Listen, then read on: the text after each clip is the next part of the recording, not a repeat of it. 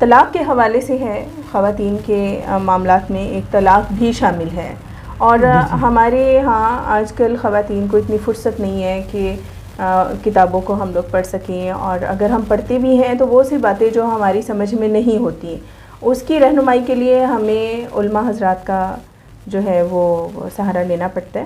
تو اسی صورت میں طلاق تو عام طور پہ مرد حضرات جو ہے وہ غصے کی حالت میں ہی دیتے ہیں، اور تینوں طلاقیں دے کے تو عورت کو جو ہے عدت میں بٹھا دیا جاتا ہے۔ ہمارے گھروں میں عام طور پہ جو دیکھنے میں آیا وہ ایسا ہی ہے۔ تو طلاق دینے کا شرعی اور جو ہے قرآن اور حدیث کی روشنی میں طریقہ کار کیا ہے، اس کی ذرا وضاحت فرمائیں گے علامہ صاحب؟ جی بالکل، بڑا اہم سوال ہے یہ اور بڑی کثرت ہے اس کی۔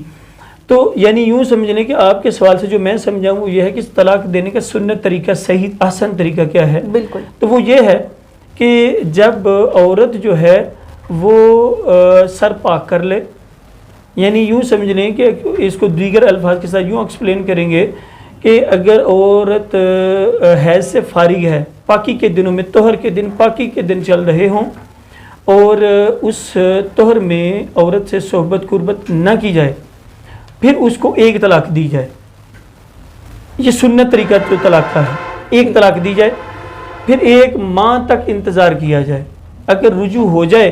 رجوع کیسے ہوتا ہے یہ علماء سے اب رجوع کر سکتے ہیں، یا بہار شریعت بڑی اہم کتاب ہے ہمارے فقہ حنفی کی، اس کی طرف رجوع کر سکتے ہیں کہ رجوع کیسے ہوتا ہے۔ جی، رجوع کر لیا جائے پہلے مہینے میں تو ٹھیک ہے، اگر رجوع نہ کیا جائے تو پھر اگر طلاق دی یا نہ دی، پھر بھی جو ہے 1 ماہ کی مدت کے بعد جو ہے وہ آٹومیٹک دوسری طلاق ہو جائے گی، جسے طلاق بائن کہا جاتا ہے۔ پہلی طلاق طلاق رجعی ہوتی۔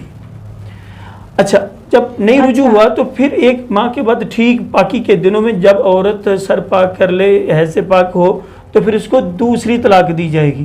یہ سنت طریقہ میں بتا رہا ہوں۔ ٹھیک ہے، پھر اگر علامہ صاحب آپ کی بات کو میں کاٹ رہی ہوں، یہ ہمارے دیکھنے والے اور جو ہمارے ساتھ خواتین و حضرات موجود ہیں ان کے ذہن میں یہ سوال بھی آیا ہوگا، اور میرے ذہن میں بھی یہ سوال ہے جو میں آپ سے کرنا چاہ رہی ہوں کہ آپ نے جو طلاق کا دوسرا سیشن بتایا، جو آپ کہہ رہے ہیں کہ دوسرے ماہ میں اگر وہ طلاق نہیں دیتے تو پچھلی طلاق جو ہے وہ ایک ہی کنسیڈر ہوگی؟ جی، پہلی جو ہے نا وہ رجوع اگر کر لے نا، مطلب پہلی طلاق دی ہے تو 1 ماہ کے اندر اگر رجوع کر لیا تو پہلی طلاق ایک ہی طلاق گنی جائے گی، اور وہ ضائع ہو جائے گا ایک حق۔ ہر بندے کے پاس 3 طلاقوں کا حق ہے۔ جب ایک طلاق دے دی تو پھر ایک حق ضائع ہو گیا، رجوع کرنے کے بعد پھر 2 طلاقوں کا حق ہے۔ پھر زندگی میں 10 دن بعد، 10 سال بعد، 40 سال بعد، 60 سال بعد جب بھی وہ طلاق دے گا تو وہ دوسری کہلائے گی۔ ٹھیک ہے۔ اچھا، جب دوسری طلاق دینی ہو تو دوسرا مہینہ پاکی کے دن چل رہے ہوں، پھر دوسری طلاق دی جائے۔ ٹھیک ہے۔ پھر اگر رجوع کرنا چاہیں تو پھر طریقہ کار کیا ہے؟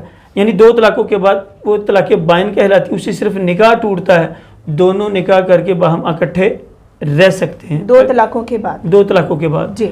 اچھا، اگر 2 طلاقوں کے بعد بھی وہ رجوع نہیں کیا تو پھر تیسرے مہینے جب عورت حیض سے پاک ہو اور طہر کے دن، پاکی کے دن چل رہے ہوں اور قربت صحبت نہ عورت سے کیجیے تو پھر اس کو تیسری طلاق دی جائے گی۔ اس طرح یہ تیسری طلاق کو طلاق مغلظہ کہا جاتا ہے۔ طلاق مغلظہ، تیسری طلاق جب ہو جائے گی تو پھر اگر وہ رجوع کرنا چاہیں تو پھر حلالے کے بغیر رجوع نہیں کر سکتے، پھر وہ حلالہ ہوگا۔ یہ سنت طریقہ ہے کہ ہر مہینے میں پاکی کے دنوں میں 1 طلاق، پھر پاکی کے دنوں میں دوسری، پھر پاکی کے دنوں میں تیسری، یعنی 3 ماہ میں 3 طلاقیں دینی۔ ایک دوسرا ہمارے ہاں کہا جاتا ہے کہ جب کوئی طلاق دے دینا تو کوئی کہتا ہے بھی عورت ایام محسوسہ مینسز کے دن چل رہے تھے، طلاق نہیں ہوئی، تو میں مسئلہ یہ عرض کرنا چاہوں گا آپ کے سماعت نیوز ٹی وی چینل کے پلیٹ فارم سے کہ طلاق ہر حالت میں ہو جاتی، بس یہ ہے کہ حد کون سی لگے گی یہ علماء آپ کو بتائیں گے کہ بھی اب کتنے دن کدھر پلس اور کدھر مائنس کرنے، بس طلاق ہو جاتی ہے۔ طلاق مذاق میں بھی، ترمذی مشکات شریف کی حدیث حضور صلی اللہ علیہ وسلم نے فرمایا 3 چیزیں مذاق میں بھی ہو جاتی ہیں، رجوع، طلاق اور نکاح۔ یہ تینوں چیزیں اگر مذاق میں بھی دی جائیں تو ہو جاتی ہیں، لہٰذا جو ہے تینوں طلاقیں جو ہے نا اکٹھی نہیں دینی چاہیے۔ سنت طریقہ یہی ہے جو میں نے بتایا ہے۔ بعضوں کے ذہن میں آیا ہوگا کہ نبی پاک علیہ السلام نے تو یہ 3 طلاقیں دی نہیں ہیں، تو آپ کہہ رہے ہیں سنت طلاق۔ تو سنت بمانا سنت کی 3 قسمیں، قولی، فعلی، تقریری۔ جی جو حضور نے فرمایا ہے کر کے نہیں دکھایا.